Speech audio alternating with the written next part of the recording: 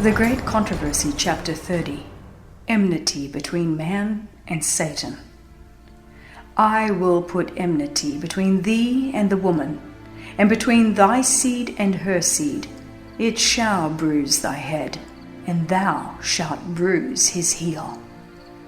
The divine sentence pronounced against Satan after the fall of man was also a prophecy, embracing all the ages to the close of time, and foreshadowing the great conflict to engage all the races of men who should live upon the earth. God declares, I will put enmity. This enmity is not naturally entertained. When man transgressed the divine law, his nature became evil, and he was in harmony and not at variance with Satan. There exists naturally no enmity between sinful man and the originator of sin. Both became evil through apostasy. The apostate is never at rest, except as he obtains sympathy and support by inducing others to follow his example. For this reason, fallen angels and wicked men unite in desperate companionship. Had not God especially interposed, Satan and man would have entered into an alliance against heaven. And instead of cherishing enmity against Satan, the whole human family would have been united in opposition to God. Satan tempted man to sin, as he had caused angels to rebel, that he might thus secure cooperation in his warfare against heaven. There was no dissension between himself and the fallen angels as regards their hatred of Christ, while on all other points there was discord. They were firmly united in opposing the authority of the ruler of the universe. But when Satan heard the declaration that enmity should exist between himself and the woman, and between his seed and her seed, he knew that his efforts to deprave human nature would be interrupted, that by some means man was to be enabled to resist his power. Satan's enmity against the human race is kindled because through Christ they are objects of God's love and mercy. He desires to thwart the divine plan for man's redemption, to cast dishonor upon God by defacing and defiling his handiwork. He would cause grief in heaven and fill the earth with woe and desolation. And he points to all this evil as the result of God's work in creating man. It is the grace that Christ imparts in the soul which creates in man enmity against Satan. Without this converting grace and renewing power, man would continue the captive of Satan, a servant ever ready to do his bidding. But the new principle in the soul creates conflict where hitherto there had been peace. The power which Christ imparts enables man to resist the tyrant and usurper. Whoever is seen to abhor sin instead of loving it, whoever resists and conquers those passions that have held sway within, displays the operation of a principle wholly from above. The antagonism that exists between the Spirit of Christ and the spirit of Satan was most strikingly displayed in the world's reception of Jesus. It was not so much because he appeared without worldly wealth, pomp, or grandeur that the Jews were led to reject him. They saw that he possessed power which would more than compensate for the lack of these outward advantages. But the purity and holiness of Christ called forth against him the hatred of the ungodly. His life of self-denial and sinless devotion was a perpetual reproof to a proud, sensual people.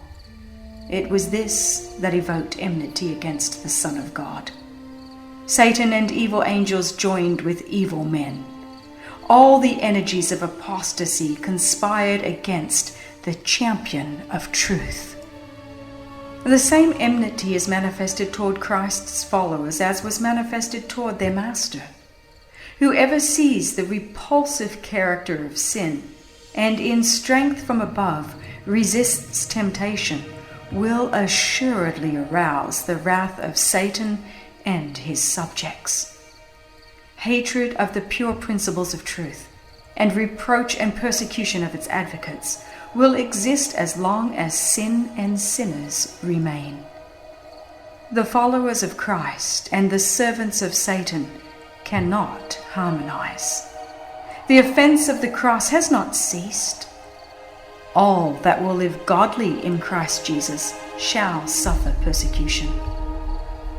Satan's agents are constantly working under his direction to establish his authority and build up his kingdom in opposition to the government of God. To this end, they seek to deceive Christ's followers and allure them from their allegiance. Like their leader, they misconstrue and pervert the scriptures to accomplish their object. As Satan endeavored to cast reproach upon God, so do his agents seek to malign God's people. The spirit which put Christ to death moves the wicked to destroy his followers. All this is foreshadowed in that first prophecy. I will put enmity between thee and the woman, and between thy seed and her seed, and this will continue to the close of time. Satan summons all his forces and throws his whole power into the combat. Why is it that he meets with no greater resistance? Why are the soldiers of Christ so sleepy and indifferent? Because they have so little real connection with Christ. Because they are so destitute of his Spirit. Sin is not to them repulsive and abhorrent as it was to their Master. They do not meet it, as did Christ, with decisive and determined resistance. They do not realize the exceeding evil and malignity of sin, and they are blinded both to the character and the power of the Prince of Darkness. There is little enmity against Satan in his works, because there is so great ignorance concerning his power and malice, and the vast extent of his warfare against Christ and his church. Multitudes are deluded here. They do not know that their enemy is a mighty general who controls the minds of evil angels, and that with well-matured plans and skillful movements, he is warring against Christ to prevent the salvation of souls. Among professed Christians, and even among ministers of the gospel, there is heard scarcely a reference to Satan, except perhaps an incidental mention in the pulpit. They overlook the evidences of his continual activity and success. They neglect the many warnings of his subtlety. They seem to ignore his very existence. While men are ignorant of his devices, this vigilant foe is upon their track every moment. He is intruding his presence in every department of the household, in every street of our cities, in the churches, in the national councils, in the courts of justice, perplexing, deceiving, seducing, everywhere, ruining the souls and bodies of men, women, and children, breaking up families, sowing hatred, emulation, strife, sedition, murder. And the Christian world seem to regard these things as though God had appointed them and they must exist. Satan is continually seeking to overcome the people of God by breaking down the barriers which separate them from the world. Ancient Israel were enticed into sin when they ventured into forbidden association with the heathen. In a similar manner, our modern Israel led astray. The God of this world hath blinded the minds of them which believe not, lest the light of the glorious gospel of Christ, who is the image of God, should shine unto them. All who are not decided followers of Christ are servants of Satan. In the unregenerate heart there is love of sin and a disposition to cherish and excuse it. In the renewed heart, there is hatred of sin and a determined resistance against it. When Christians choose the society of the ungodly and unbelieving, they expose themselves to temptation. Satan conceals himself from view and stealthily draws his deceptive covering over their eyes. They cannot see that such company is calculated to do them harm. And while all the time assimilating to the world in character, words, and actions, they are becoming more and more blinded. Conformity to worldly customs converts the church to the world. It never converts the world to Christ. Familiarity with sin will inevitably cause it to appear less repulsive. He who chooses to associate with the servants of Satan will soon cease to fear their master. When in the way of duty we are brought into trial, as was Daniel in the king's court, we may be sure that God will protect us. But if we place ourselves under temptation, we shall fall sooner or later. The tempter often works most successfully through those who are least suspected of being under his control. The possessors of talent and education are admired and honored as if these qualities could atone for the absence of the fear of God or entitle men to his favor. Talent and culture, considered in themselves, are gifts of God, but when these are made to supply the place of piety, when, instead of bringing the soul nearer to God, they lead away from him, then they become a curse and a snare. The opinion prevails with many that all which appears like courtesy or refinement must in some sense pertain to Christ. Never was there a greater mistake. These qualities should grace the character of every Christian, for they would exert a powerful influence in favor of true religion, but they must be consecrated to God, or they are a power for evil. Many a man of cultured intellect and pleasant manners, who would not stoop to what is commonly regarded as an immoral act, is but a polished instrument in the hands of Satan. The insidious, deceptive character of his influence and example renders him a more dangerous enemy to the cause of Christ than are those who are ignorant and uncultured. By earnest prayer and dependence upon God, Solomon obtained the wisdom which excited the wonder and admiration of the world. But when he turned from the source of his strength and went forward relying upon himself, he fell a prey to temptation. Then the marvelous powers bestowed on this wisest of kings only rendered him a more effective agent of the adversary of souls.